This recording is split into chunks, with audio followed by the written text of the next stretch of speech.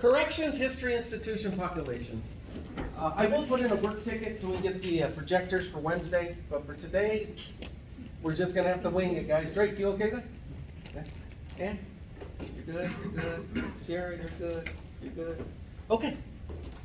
Move that one. Sorry, it's inconvenient, guys, but the information's there. And I'll turn the monitor for you. Okay, so remember, like you read in a kids class, you turn the book to everybody. Vanna White. And they That'd expect be Evan. Evan would have to come up. They expect the kids in the back of the class to be able to see that book. Damn. Who cares? Corrections. That's what we're going to be talking about today. Let's see. Jails. The correctional system starts in the jails. Okay. Jails. They used to call them regional detainment centers. I think it's RTCs. They're designed for temporary incarceration for several different reasons. One, to hold pretrial detainees, misdemeanors serving their annual sentence. Jails are ran by the county. Prisons are ran by the state.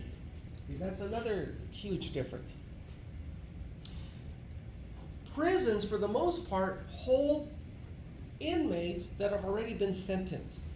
There are some exceptions where they'll hold a dangerous county inmate as a safekeeper. But other than that, these people have already been sentenced. In jail, most of them are awaiting to be sentenced. The rest of them already been sentenced, but it's usually not that serious of a crime, and they do their time in a jail. AB 109 changed that. Now, a person sentenced to more than a year can do their time in a jail as long as they meet the rest of the criteria. No sexual violators or offenders, not a violent offense, and there's other criteria. Prisons designed to hold convicted felons while they serve their criminal sentence. And there's different levels of prison consistent with the type of offender they're supposed to incarcerate. Okay, so the history. Original legal punishments included banishment, slavery, restitution, corporal punishment, and execution. This is going back, think of the video we saw. The brutal video about torture. And that one really, the video we watched focused more on a capital offense and how they would put someone to death. But there was other types of penalties. Loss of a hand for stealing, serving out, work, having to work for the person you violated, sort of a restitution type of a thing. The first penal institutions were foul places devoid of proper care, food, medical treatment. They were terrible. Some inmates were also placed in hulks, should say hulls, in a boat. Literally, on a boat. San Quentin. Its name, San Quentin State Prison, came from a ship where it was birthed, was Point San Quentin. That's where the inmates were housed while they were building the prison. Pretty cool. Folsom was also built by prison labor out of granite. They'd go to the quarries, cut up the rock, transport it to where Folsom's now located, and they built the cell blocks that way. So, way back when, some inmates were actually kept in the hull of ships. The origin of corrections, United States, can be traced to the 18th century, right around Pennsylvania. Under pressure from the Quakers, the Pennsylvania legislature, about 1790, called for renovation of the prison system. Use of mutilation, physical punishment. They had to get rid of that. It wasn't working. Torture, physical abuse, it doesn't serve its purpose when it comes to rehabilitating. It works great if you just want to eliminate. If you just want to get rid of the offender, yeah, keep going the way they did in the past. It works. If you kill the offender, they'll never, ever reoffend. Can't argue with that. It works. But that's not the answer. People make mistakes. So how are we going to correct that behavior? That's what the Quakers were concerned with. So they developed the Pennsylvania system. placed each inmate in a single cell for the duration of his sentence, based on total isolation, individual penitence. Okay, remorse. They had to show remorse. Penitence, penitentiary. That's where the word came from. Reflected in the influence of religion and religious philosophy on corrections. It was called the quiet system? No, silent. The silent system. Inmates were not allowed to speak to anyone. They were to stay in their cell by themselves and show remorse. Penitence. Didn't work. The Auburn system, that came out of New York. Cells were built vertically on 5 floors of the structure. Okay, that's that one. Then the congregate system, most inmates ate and worked in groups. Fear of punishment and the silent confinement. Okay, so the Auburn system is where they started to develop what we know today as a modern prison system or cell structure. They're talking vertical. These are cell blocks.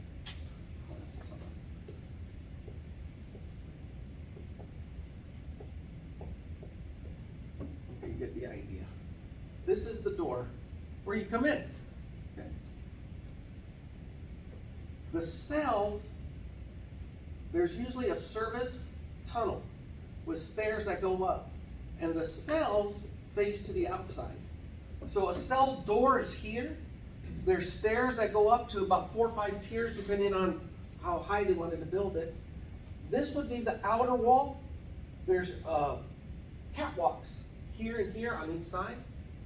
Armed staff on each catwalk looking into the cells. Okay, so they have a clear line of sight.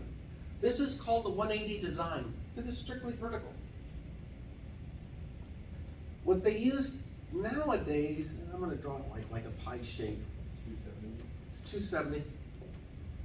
Control tower sits here, and the cells go like this. And there's 50 of them, 2 tiers high. So staff now come in through a rotunda here, pass underneath the control booth, and all of this is day room where the inmates congregate. So the elevated position of the control room, about the height of the ceiling up here, looks down to the first floor and almost straight across into the second floor. So they have clear visibility to everything around them. This one is called the 270 design. SHU did something different. They put walls here, and then they call that a 180, but it really isn't. This is a true 180, and this is a true 270 design. What they're talking about here in the Auburn is this one. Make sense? Questions, anybody? No? Okay. They were addressing the fear of punishment and the silent confinement. Fear of punishment's okay. We want that. We want someone to think twice before they offend. I don't want to go to prison. I don't want to be locked up in this place. Okay. Silent confinement will drive someone batty. Back in the 1800s, as well as recently as 2010, when they shut down Pelican Bay's silent system. Can't do it. Okay, because literally it drives them crazy. So between the Pennsylvania Auburn system, which would you advocate from a warden's perspective? Pennsylvania, single cell, silent system, no contact. The Auburn, now you could put 2 inmates to a cell, you have contact, you can speak to one another, and they go to yard and chow and work together. They congregate. So you're the boss, you're the warden. Which one would you rather be in charge of? Auburn or Pennsylvania? Auburn. Auburn. No. Auburn. Based on that movie, I would do the Pennsylvania. Pennsylvania? Keep them quiet, no contact. No contact. Which one? The one we saw, the civil citizen or whatever it was. Was it? See, you forgot it too, huh? The abiding citizen. Law-abiding citizen. That's, anybody had a chance to watch that? No? Still just you. Good. Because what if you have something that you don't even know that this person got put in is in the opposite gang or has it for you or something, you're dead that night. It could be. Yeah, it could be. But she's pointing out, when you put more than one person in a cell, and you allow people to congregate, you are looking. No, you're not looking. But there's a potential for problems. People can get hurt. People will have issues. It's not they may. Okay, they will. You can count on it. But that's why you have the staff there, okay, to try to detour. And if you can't detour, then to respond to an incident when you have one. I see that bypass with, in the cells, they have buttons with the little intercom. Who doesn't? If you need help, like in county jail, they have cells Mhm. with the little, if you need help, just press the button. Help. But Hell. still, man, by the time somebody gets there, I mean. They're literally like from here over the control, to the control tower. It's- Yeah, that's what I'm saying, you're I like, know, but trying to push the button, you're dead. It's possible. It's possible. Things happen in prison. Very unpleasant things. Don't go to prison. I was put into a cell isolation for over 2-3 months. I don't like it. Single cell? Yeah, Yeah. I was shot in the head with a rubber bullet, put in the infirmary over 2-3 months, whole left arm paralyzed. For observation. But still, it's traumatic. Yeah, it is. To be in social isolation, not know if your family knows you exist, Nope. to not be able to write anybody, to not. So, Plays with your head, right? So that's why I'm very firmly against any form of isolation, is even death row, whatever, because. It's sad, it's A lot of hard. these people, I believe, statistically 30 to 40% of them are at least gonna have some factual inaccuracies admitted in the record. They're there either because of ineffective assistance of counsel, whatever. And there's more factors that we can't see. Like you said, sometimes people are there for a crime, but they did other crimes that they're not there for. Well, inverse is also true. But yeah. Well, what I was gonna ask, and just to clarify, the Pennsylvania you're talking about, Mhm. is it like the ones that, like if you behave bad, they put you in, no light, no nothing, you're just in there? Or are you talking just your individual own cell with your Not- own bed? Not the way the Quakers designed it. The Oh. Quakers had intention to it wasn't for punishment. It was for penance. Okay, that was their philosophy. The isolate, if you think about a monastery, right? Totally silent, they walk around, they don't even look at each other. Sometimes they'll eat by themselves. So they kind of took that model and said, maybe we could do that in a prison. So it wasn't like we're gonna punish them and say no lights and no, they thought they were doing something good. But as Drake can attest, it doesn't always work that way. Mentally, it affects the Mentally, person. yeah. There's a concept of flagellation, suffering is for. That's another one, yeah. So. Yeah, there's some weird things that people thought would work. Even no matter how good the intention is, it doesn't really work the way it was supposed to. This is just one of them. Okay, so Pennsylvania, Auburn. Contact system. Now we're trying to learn from our mistakes. Officials sold the labor of prison inmates to private business for use either inside or outside the prison. Okay, the contract system. There's another movie, highly recommend. Robert Redford stars in it. I can think of it. He goes in undercover. He's the newly assigned warden, and he goes in undercover as an inmate. Brubaker. Brubaker. Damn, that was a good movie. Brubaker. So he goes in undercover because he wants to check out what's really going on. He hears of all the complaints. He goes in as an inmate and he gets to see firsthand how the inmates are being treated, or should I say mistreated, and it's terrible. So then he comes out, he says, he tells the officer, take me to your warden. He goes, you're not telling me what to do, right? He goes, I'm telling you, I'm your new warden, you will take. And now this officer's thinking, well, maybe. So he takes him to go see the warden, and that's when it hits the fan. And he takes over, fires half of the cops that were abusing inmates, tries to change the culture. And the best thing about it, based on a true story. I used to use a different textbook, and Brubaker was highlighting one of the chapters because it did happen. Not like exactly like in the movie, but there was a lot of similarities. Brubaker, I think it's Robert This Redford, one? right? That one right there, in black and white. Okay. Yeah, that's the one. If you get a chance, watch it. Write me a little blurb. tell me what you learned, submit it. That's another extra credit opportunity for anyone that may need extra credit. Okay, so the contract system. We have a bunch of able bodies sitting in our prison. Why not put them to work? So they contract with outside industry, farmers, whatever. And they sell the labor to these entities. But there's a lot of corruption involved. So instead of the money going back to the state or to further the environment for the inmates, it gets put in the wrong pockets, political, things like that. But the thought of it was good. To this day, currently, we still use inmate labor as a contract system, only we don't farm it out. We keep it in-house. It's called Prison Industry Authority. We have a whole branch of the Corrections Department focused on inmates making money for the state. Not bad. And it's legal. Convict lease system. Again, a contract system in which private business leased prisoners from the state for a fixed annual fee and assumed responsibility for their supervision and control. They bought them. Okay, that's lease, call it what you want. A private, say I'm a big rancher. I need 20 men to help me with my ranch. I'd go down to the warden. Say, how much? Give me 20 guys for a year. Well, I can let them go for $5,000 a head. How is that okay? It happened. Brubaker talks about that too. Public account system. Employment was directed by the state, and the products of the prisoner's labor were sold for the benefit of the state. This is where we're at now, under the Prison Industry Authority program. We get a convicted person comes through the gate.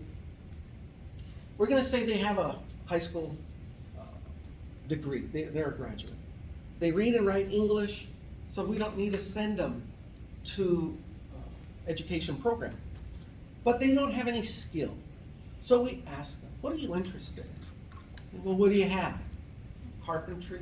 We have engine repair, automotive, body work. We have all these different types of programs. How about welding? We have a good welding program. So the person, HVAC. there's a lot, Drake. I get it. There's a lot. Okay, there's a lot. HVAC is one of them. So we got a lot of stuff. So we hired this kid, an inmate, to work in the vocational program first, still education, because we got to train him to be a welder. It takes about 2 years. Put him through the vocation program. He's got a lot of skill. So once he graduates, now we send him over to prison industry. It's a shop. And the one I worked at was in Tracy. They made furniture. These desks right here that you're sitting on. These could have come right out of a prison.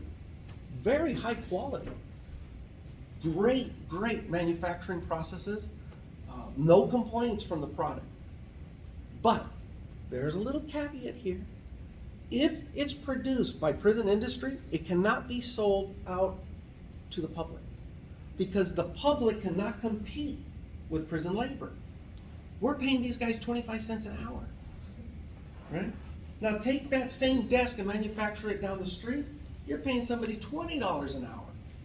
Okay, the labor costs are so high it's prohibitive. The state can manufacture it pretty damn cheap, but they can only sell to state agencies. And we are state community college. So a lot of these things you see, most likely were produced in a prison somewhere. St. Quentin had a really good program, and Avenal State Prison's another one. Excellent program for furniture. Avenal also had a pig farm. We raised pigs, sold them for bacon. Eggs, biggest chicken farm I've ever seen. Eggs for days, right? And then we had where the chicken processing, they raised chickens and slaughtered them, butchered them, and then distributed the chickens throughout the state to all the different prisons. It worked. St. Quentin had a cattle ranch. Tracy had a dairy. So every prison has some type of a resource to use inmate labor to produce something to help the state offset expenses. Okay? Can't sell it to the outside market though. And it works. It works really good. Think about the use of prison labor. In what ways, if any, do you believe it should be permissible to use prisoner labor? Are there any ethical issues with the use of prisoner labor? You are a very large farmer or rancher. You guys are all in agriculture now. Big time, thousands of acres. One of your biggest expenses is labor when it's harvest time. You have 1,000 acres of tomatoes that gotta be harvested. There's a local prison down the street. Would you approach the prison and ask for prisoners' labor? You, individually. Eve, would you? Ann? I would like to hear like from an actual, like, I don't know, like Drake or someone who's actually been to prison or something, but I feel like it's a good thing, like, Okay. because I would rather like go out and be like if I was in prison for so long, I'd be like, yeah, I wanna go to the farm, like. Now remember, these prisoners that they send out, they're been screened and classified. They're low offenders, minimal risk. Okay, so they're not gonna harm anyone in the community, for the most part. Their biggest issue is they might take off. Okay, if they do, oh well, we'll get them later. It's really not a big deal. But that's a possibility. So yes, yes. Oh, I was gonna say something, cause I've been thinking about it, for that kind of situation, for inmates, I'm thinking regardless of the crime in a way. What if they put some type of a sensor, you know, like say on their legs, where, for example, if they wanna take off, Yeah. right? They get like zapped so much it knocks them out and then they pass out, kind of thing. Cruel and unusual But punishment, no, no. but listen, but then that would help, because people wanna go to jail because it's comfortable for them and everything's fine and dandy. Yeah. However, if they go in there, actually be put to work Mhm. and, you know, actually do some. So you don't wanna give them a work. choice. No, if they go to jail, guess what? They're gonna go pay for their own, you know, living Pay their own way. situation, right? Yeah. Take off some of the people's taxes and stuff. Oh, I had some towards it. proposals for that. But, yeah, I mean, you're not gonna hurt them, right? You're not gonna kill them. I actually thought maybe something could push a button, they'll explode, but, Put them in the head, you pump know, their hands like off. if they try to get away. But, I mean, just putting something where it activates to where they just pass out, knocked out, there's a sensor and tracker. So where we're they're gonna at. put some kind of device on it. Yeah. Like an No. electric Well, fence, Yeah. basically. We're- You can if you want to. They just don't do it right now. I know, but I'm They're saying it's classified. The risk is That's a assessed. solution. You know what I'm saying? That's Like, one solution. What did you have? I don't know. What you say kind of just reminds me of, like, you know how some people put on a dog collar Yeah. for like a dog, and then there's like an invisible electric fence. So you want to treat them like dogs? Oh no, I'm just You wanna saying. zap their heads I'm just off. saying she reminds Where me. did I go wrong? What she's saying That reminds will me of that. minimize the capacity of the, I'm like, fine with it, people it's out of just- jail. You would Ah. tell somebody with I mean, neck tattoos that's 250 pounds to go put on a shock Oh, collar. no, we'll put it on. No, well, I mean, the officers will put them on, you know what I'm saying? Like, Okay, hey, you hold wanna on. go to jail? Go here. But technically, we already have something like that, like when people are on house arrest, you get like the input thing. Right? But you just activated that it Yeah. injects some type of medication to put in this thing like that. It's not killing them. But then Right? you also have to take into account that, like, how big that person is, how tall Oh, they they'll are. get measured. I mean, they'll medical, bring That- medical in, they'll that's know so- your weight, you know, your height, and just exactly. But with, so You don't want but with to- Medicare expenses nowadays, especially in America, that's a lot of money. But but you know what, it's gonna be less because the jails, not everybody's gonna wanna go to jail. So, yeah, it may cost money, but in the end, That'd we be will a have some deterrent. profit. Yeah, we won't have. Yeah, we'll profit. Okay, so well, let's get back. We're going to hire out. You guys have no qualms about going down and hiring these people to come and work on your ranch and farm. Okay, in turn, these inmates, when they are actually put out to work on the outside, and I'm thinking of the CDF program, the fire program. While they're incarcerated, if they get 25 cents an hour, that's pretty good. Okay, that's pretty good for an inmate. Regular janitors, whatever, they get about 8 cents to 12 cents an hour. So 25 cents an hour working in prison industry, not bad. When they go out on a fire for prison, the Department of Forestry, these guys jump from 25 cents an hour to anywhere 250 to 350 an hour. And they get Huge. that, right? Like they can. That's their money. Yeah. No restitution, Well, restitution gets some, yeah. 55% probably. Depend. How about if they don't have any restitution? It's 90% everybody in jail had restitution. But not everybody. If there is restitution ordered, that comes off the top. That is true. Okay? But the thing is, they make a lot more money. So there's a lot of incentive there for themselves to take advantage of this and to behave without getting zapped or shot because of the money. Okay, they do make good money, they bust their butts, they come back. I had a couple inmates, we were gone for about 7 days, and they pay you portal to portal. From the minute you leave till you roll back into camp, figure that 24 hours a day. The first 40 are regular pay, the rest of them's time and a half. That goes for staff too. My overtime check was ridiculous. See, back then, if I brought home 4,000 or 5,000, my overtime check would be 15,000. Just ridiculous amount of money. Well, the inmates are doing the same thing. Okay, they're making good money. That's usually the incentive. They come back, you don't have to scare them. Okay, but we're going to sell these guys or lease them out because it makes sense for the farmers, for the state, and for the individual inmate. They're gonna do okay as well. Unfortunately, it's illegal. We can't do that anymore because of Brubaker. But it needs to be presented at some point of other options. It not- would be. And, monitored, of course. In your prison system, one of the things we do in the corrections class, the midterm, is you have to develop your own prison. Okay, what would you do? That would be one of yours. Yeah. Set it up where it could be for profit. Sell inmate labor, right? They have to pay their own way. If they don't work, they get bread and water. Yeah. If they do work, then they get a better I meal. mean, they get a little snack, but they get a Yeah. better meal. It Not could a be snack, but, incentivized. something. Yeah, it could And be I also incentivized. have something for a homeless situation. Good job. We'll talk about that one next. Okay. Prison reform. Because things were so bad, like you see in the little picture here, the inmates are getting tortured. They're being left forgotten, untended to, medical needs not taken care of. There was a need for reform. And I can't argue against it because it was bad. The National Congress Penitentiary Reformatory Discipline, the Elmira Reformatory and Intermediate Sentence. These are just some of the initiatives taken to try to modify what was happening then to make it a little higher level standard of living today. Okay. Back in the day, things were really bad. Okay? They were really bad. Here, we recognize that it's bad. The pendulum's swinging. Let's correct these problems. Let's make prison not so bad. Make it not acceptable, but not pleasant, but at least a place that's taking care of basic needs. Okay, that was the intent. The pendulum swung all the way over to here, where they color TVs in the day room. Medical care, better than you or I.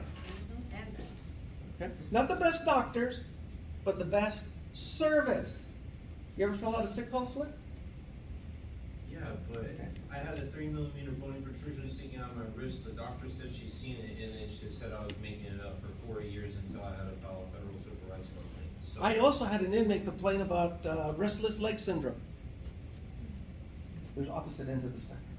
no, There are serious things that should be tended to, but they're such frivolous complaints. It's ridiculous. And the pendulum has swung. As the inmate, 6 o'clock in the evening, fills out a sick call slip, gives it to the officer. I need to see a doc. Why? They wrote it down on the slip. I have cold symptoms. Okay, something generic. Puts it in the box.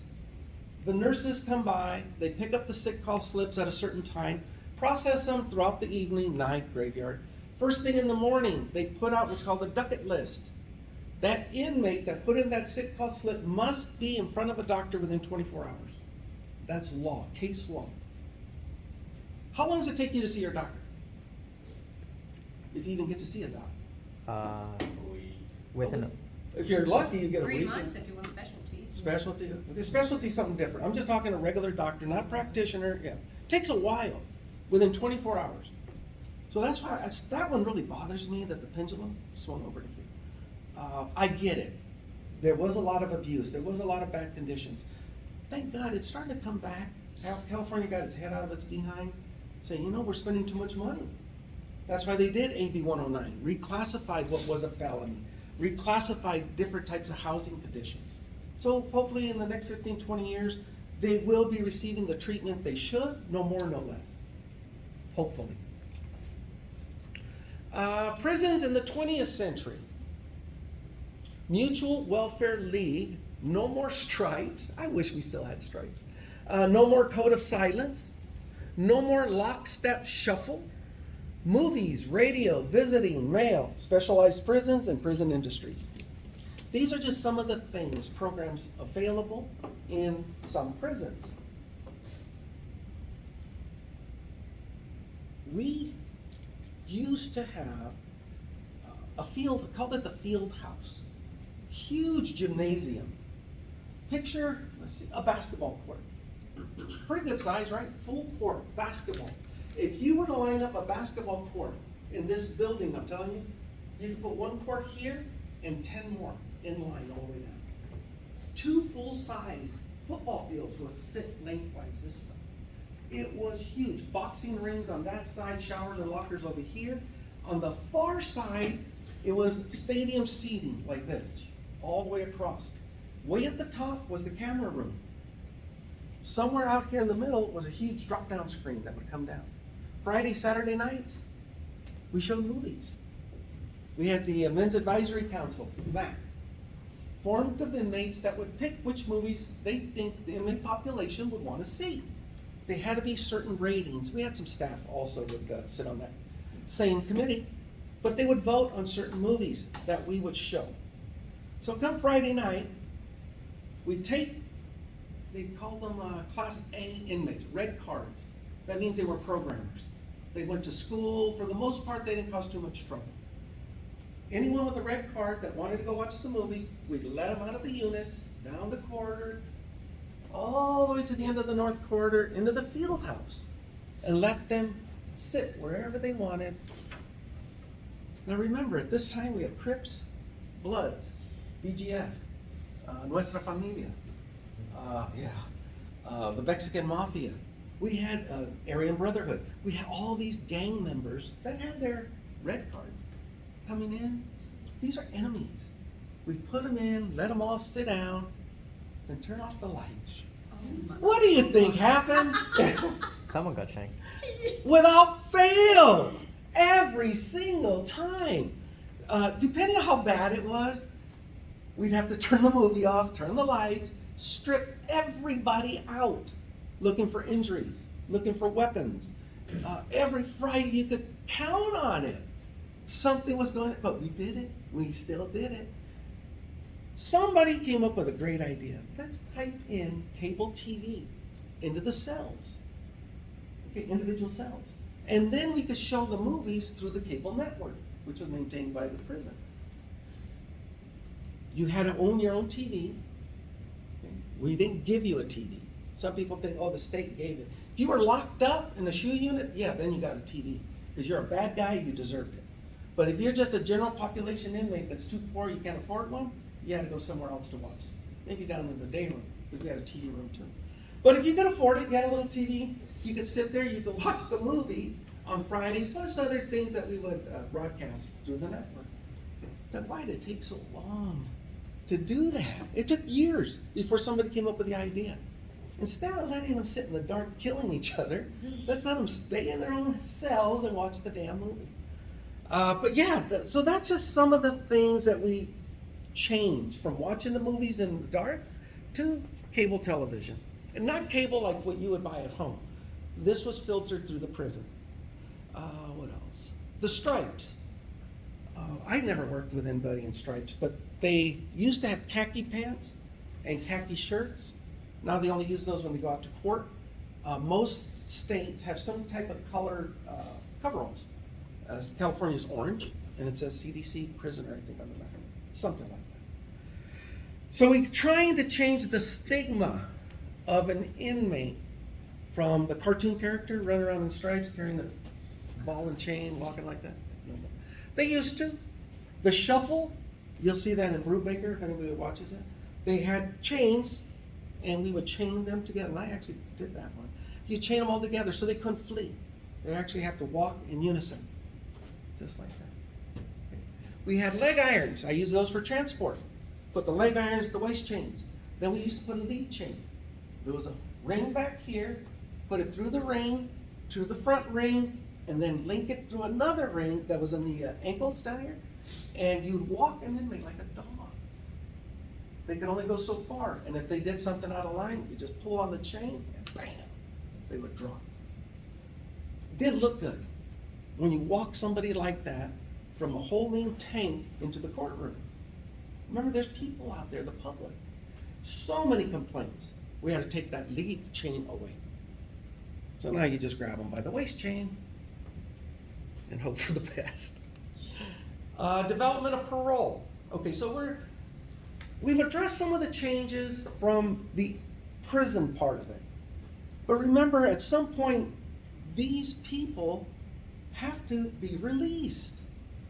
There was a time there was no preparation for that release. Somebody was put on parole or released, not parole, just released. You did your 3 years, you're done. Kick them out. Sometimes put them on a bus, send them back to their hometown or something. It was crazy. There was no preparation. So, I can't think of the gentleman's name, but developed the concept of parole. Ticket of leave is one thing to how it started. And then by 1901, 20 states had created some type of parole agency. Ticket of leave is while the person was incarcerated, they earned certain credits. And if you had enough credits, you bought your ticket to leave. Whatever your offense was would determine how many credits you would need to buy that ticket, so you earn your parole. Not a bad idea. But it changed, 1901. Contemporary correctional institutions, prisoners' rights movement from the 1960 to 1980. During those 20 years, some of the most violent activities took place. Prison riots, inmates getting killed, staff being killed. The New Mexico Santa Fe riot. If you Google that, New Mexico Santa Fe riot, one of the worst riots ever. Some staff were killed, some inmates were tortured. It was a bad scene. Violence in the nation's prisons, yeah. In view that traditional correctional rehabilitation efforts have failed, many reconsidering the purpose of incarceration. We were trying, in a failed effort, trying to modify serious offenders, trying to modify their behavior. It didn't work. The state had to come up with a way to separate and distinguish between somebody who could be rehabilitated to someone who's a lost cause. There's just no hope. 3 strikes came in for those with a lost cause. Recidivism rates went through the roof. Drugs, frickin' drugs, just took the states and has yet to release its control. It's the worst thing that ever happened in the United States, California specifically. Used to be, when an inmate came into a prison, armed robbery, murder, these were respectable crimes. But then we started getting all these drug offenders. Now, I started in '83, so I got to see the tail end. I got to see these little cockroaches coming in for drugs. Cockroaches. They call them Crips now. They had these banners and their pants were around their ass, and you would say, what the hell is that? Never heard of them. But when you get enough of those cockroaches, you get an infestation. And they took over. BGF thought they were a joke. Man, that was no joke. They came in a little weak at the beginning, but with the numbers, ended up controlling the prison. The other one I like talking about is Border Brothers, the nationals, illegal immigrant. Mexican national comes in. They were called wetbacks, spics, any derogatory you could think of. They were called these names until the inmate population realized these guys are bringing drugs from Mexico. Very profitable. Seemed like overnight, but really took about a year. They went from spics and wetbacks to Border Brothers, paisas. They started earning a little respect because they figured these were good contacts to have. Gangs started to form and take over. Big time. Didn't used to have a big gang problem. But when the Crips came in, then the Bloods had to get tight. The BGF created their, well, they were already there, but they were more political. They didn't really want to mess too much with prison politics. But they were strong enough that nobody messed with them. You had the Nuestra Familia, the NF, from mostly was the Bay, Hollister, Watsonville, San Jose, California. Then you had the Emmett, Los Angeles, right, the LA. At war, always at war with each other. Stupid. It was for stupid reasons. Some of the main shot callers, Babo Sosa was one of them. He was not in my unit, but next door.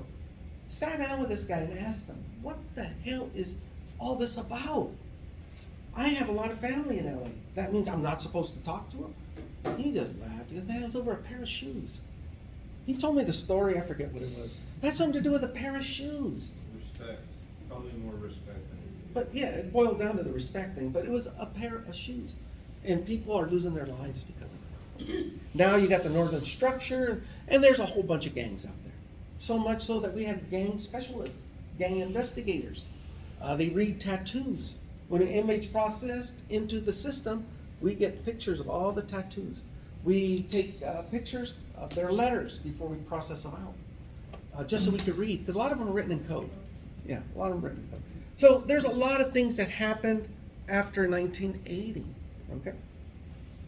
But the prisoner rights movement started. Tucson. Okay, Tucson was a huge court case that changed prison environment, prison conditions. Jail, let's see, 5 primary purposes. Okay, we're gonna go back a little bit. Detained, accused offenders. I think this is on the quiz, guys. Hold convicted offenders for a limited time. Not sure what that time is. Confinement for misdemeanor offenses. Probation, parole violations. So if somebody offends, a parole agent picks them up, they take them down to county for processing. And house felons when state prisons are overcrowded. I don't remember that happening, but I guess it could. During our peak overcrowding. I No, guess we when- did give when it to they're- them. When they're processed through the front end, they Yeah. get delayed because the court, that they know Yeah. there's like the prison's full, they don't sentence a lot of people. I noticed, cause I was Yeah. in reception, it Yeah. seems like the amount of people that are getting released are getting replaced by. See, I do remember we bought cells in other states. Mississippi and Arizona. Yeah, Arizona was the one I remember. We bought a lot of cell space and we shipped our inmates out there. We contracted with private prisons, but I don't remember sending them to the county. Maybe they delayed them then, delayed the processing. But anyway, this is what jails are for. Trends. About 234 jail inmates per 100,000 residents. 745,000 inmates at any one time. During the past 2 decades, the percentage of adult offender females in jail increased. Women getting crazy. 14% of jail inmates are women. I didn't think it was that high. 14%. 86% men.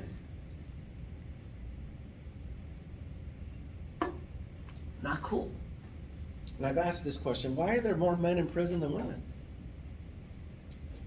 You know the answer. Those are stupid. Thank you. Men are stupid, that's why. Yeah. Really, that's what it boils down to. Sure, there's a lot of psychological theories on it. Bring it down to a nutshell. Keep it simple. Men are stupid. We're gonna fight over a pair of shoes. Anything. You looked at my girl. Really? That? No, I would never look at her. And then boom, you're fighting. Yeah, before you know it. So it's not cool. Guys are stupid. Guys do stupid things. It's just the way it is. Any questions about the things we've covered so far? No? Okay. We're about halfway through the chapter, so we're going to go ahead and wind it up. Thanks.